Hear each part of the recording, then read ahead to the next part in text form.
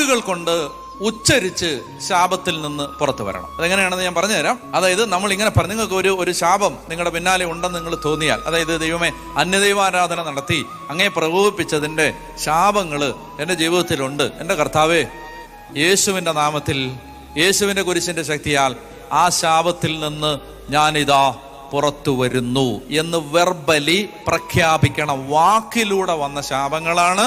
ബൈബിളിൽ പറയുന്ന ശാപങ്ങളിൽ ഭൂരിപക്ഷവും പുറത്തു കടക്കാൻ നിങ്ങൾ അനുഗ്രഹത്തിൻ്റെയും സ്വാതന്ത്ര്യത്തിൻ്റെയും വാക്കുകൾ ഉച്ചരിക്കേണ്ടതുണ്ട്. പറയണം.